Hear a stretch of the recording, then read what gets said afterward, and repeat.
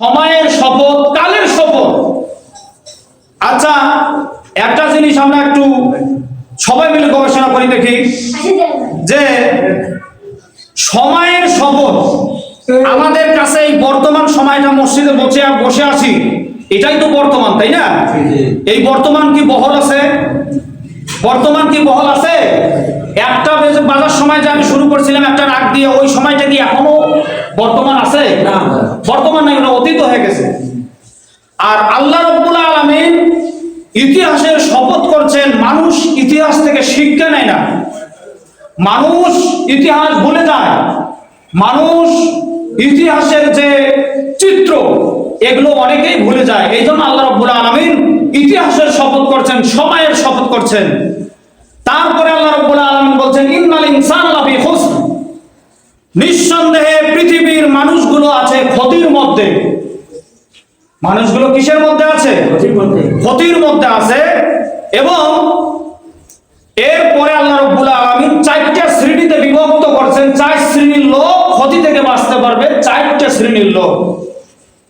আল্লাহ রাব্বুল আলামিন বলছেন ইল্লাল্লাযীনা আমানু, এক নম্বরে যারা ঈমান আনছে, ওয়া আমিলুস সালিহাত, যারা ঈমানের পাশাপাশি নেক আমল করছে, আমলে সালেহ করছে।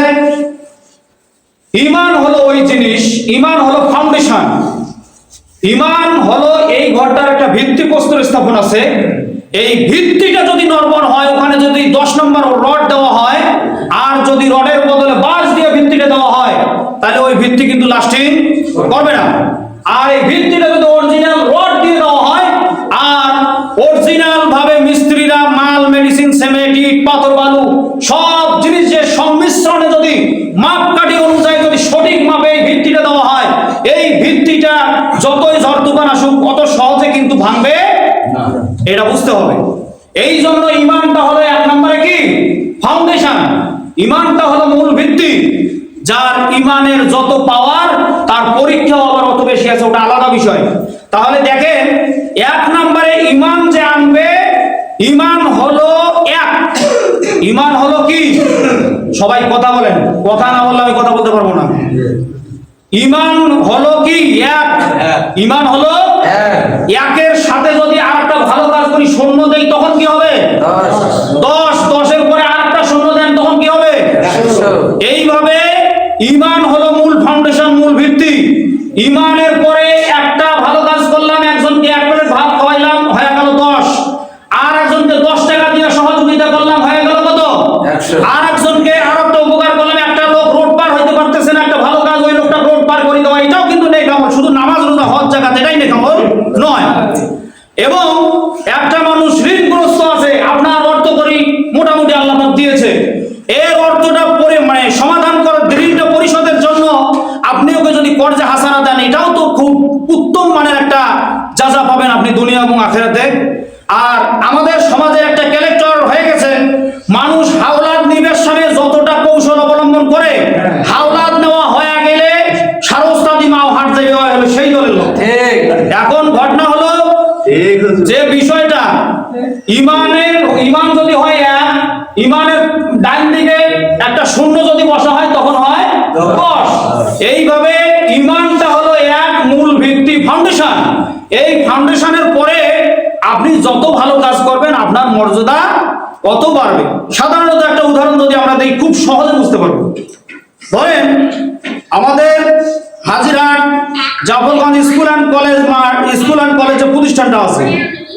এই প্রতিষ্ঠানে একজন অধ্যক্ষ, সে যদি একই সাথে হয় ওই স্কুলের অধ্যক্ষ, আবার যদি সে একজন আলেম হয়, আবার যদি সে আরো কোনো সাইটে তার অভিজ্ঞতা থাকে, তাহলে তখন কি তাকে আমরা শুধু এক নামে পরিচিতি পাবো?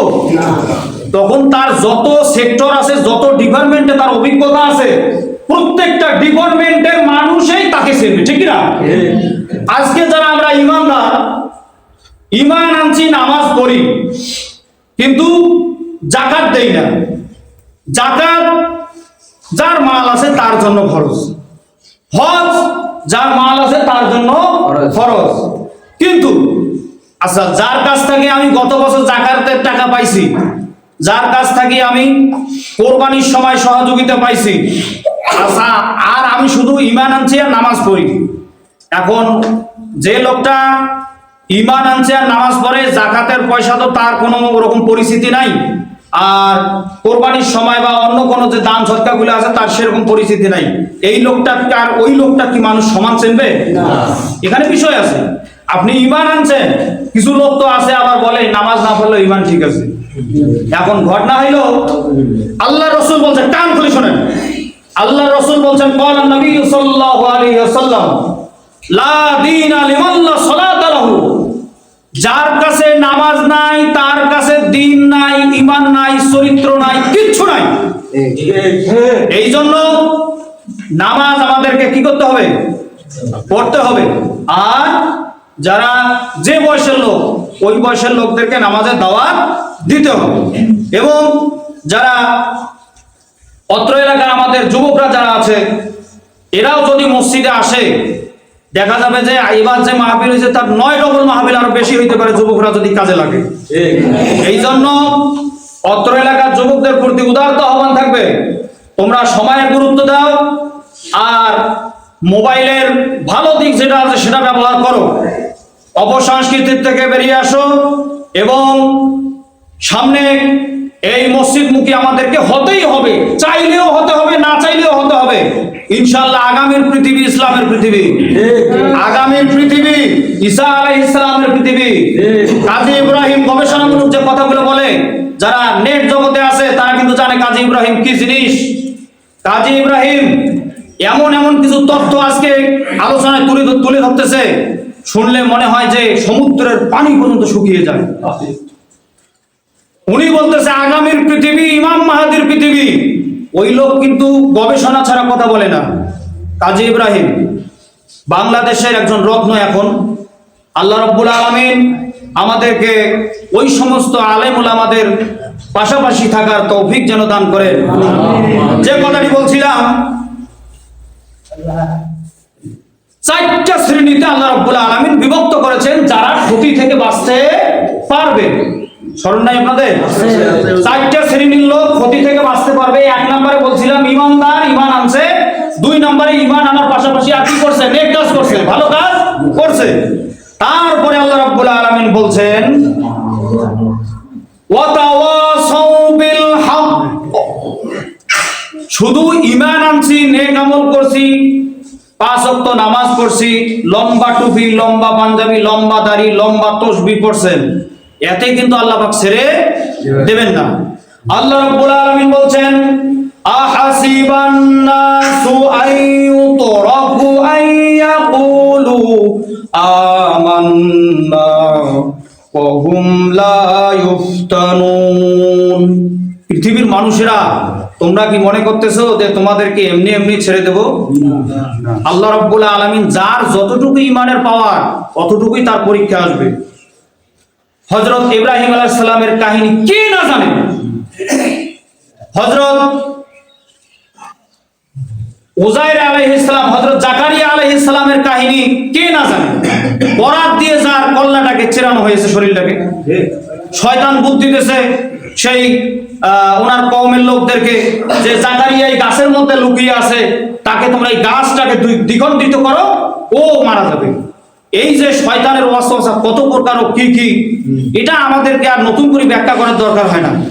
এখন ঘটনা হলো 4টা শ্রেণীর লোক, তারা কি ক্ষতির থেকে বাঁচতে পারবে? ঈমান আনলাম, নেক আমল করলাম, 2টা শ্রেণীর আমার হাজিরা খাতায় নাম উঠছে কিনা? 2টা শ্রেণীতে আমরা নাম তুলে ফেলছি, কিন্তু আর 2টা শ্রেণীতে আল্লাহ রাব্বুল আলামিন বলছে 4 শ্রেণীর লোক ক্ষতি থেকে বাঁচতে পারবে। ওই 4 শ্রেণীর থেকে আমাদেরকে আরো 2টা শ্রেণী কিন্তু বাকি আছে না? ওই 2 শ্রেণীর মধ্যে যে 2টা বাকি আছে, তার মধ্যে হলো হকের কথা আপনাকে বলতেই হবে। হক যেটা, সেটা আপনাকে কি বলতেই হবে। সেটা যে স্তরের লোক হন, 50, 60, 80 বছরের লোক হন, তারপরে আপনার যুবক সোসাইটির থেকে যারা আছে তারা, এমন তো হওয়া দরকার ছিল, এমন একটা পৃথিবীতে এমন একটা সময় ছিল, খায়রুল কুরুনি করনি। আল্লাহ রাসূল বলছে সর্বশ্রেষ্ঠ যুগ আমার যুগ। সর্বশ্রেষ্ঠ যুগ কার যুগ? আল্লাহ রসুলের যুগ, সর্বশ্রেষ্ঠ যুগ কার যুগ?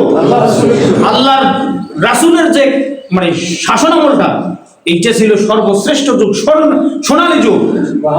এই জন্য আল্লাহ রসুল বলছে খয়রুল কুরুনি করনি, যে আমার সময়টা আর পৃথিবীতে কখনো ফিরে আসবে না। সর্বোপরি বিষয় হলো যুবকরা যুবকদের জায়গা থেকে যদি হকের প্রতিবাদ করা শেখে, এই যুবকরা এগিয়ে এসেছিল বিধায় আমাদের 2024 সনের গণ অভ্যুত্থান বাস্তবায়ন হয়েছিল।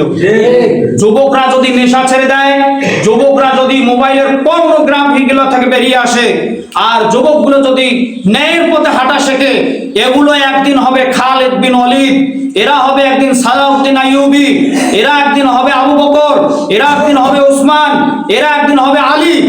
যে আলীর ব্যাপারে আল্লাহর রসুল বলেছে আনা মাদিনাতুল ইলম ওয়া আলিউম বাবুহা, আমি রাসূল সাল্লাল্লাহু আলাইহি সাল্লাম হলেন জ্ঞানের শহর।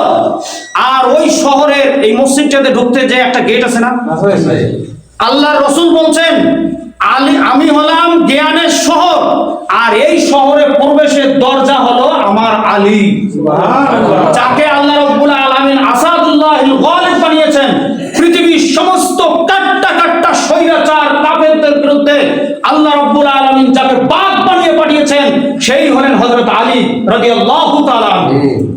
আর তার সন্তানগুলো কত মান শানওয়ালা সন্তান, হযরত ইমামে হাসান, ইমামে হোসেন রাদিয়াল্লাহু তাআলা আনহু। যাই হোক, আমরা এখানে যে বিষয়টা ফলো করা গেল আজকে একদিন জুমা পরে, সেটা হলো আপনাদের সময়ের গুরুত্ব নেই। বেলা বাজে একটাই, একটা লোক পূরণ হয় নাই, আর আমরা হাজি পাড়া লোক দাবি করি। এটা লক্ষণ কি ভালো? বাস টার্মিনালে যান, আব্দুর রশিদ সরকার আজানের পর থেকে বয়ান শুরু করে, মানুষ চাতক পাখির মতো বয়ান শুনতে আছে। কোথায় সৈয়দপুর, দিনাজপুর, নীলফামারী, ডোমার, ডিমলা, জলঢাকা, অনেক দূর দূরান্ত থেকে, পার্বতীপুর থেকে লোক আসিয়া, রানীর বন্দর, সিলির বন্দর থেকে লোক আসিয়া ওনার তাফসীর শোনার জন্য অপেক্ষমান থাকে। আজকে এত আমাদের খতিব সাহেব কিন্তু অত্যন্ত তাৎপর্যপূর্ণ আলোচনা করে। আপনারা বিষয় ভিত্তিক আলোচনা করলে শোনেন না বিধায় আপনাদের পরিবর্তন আসে না।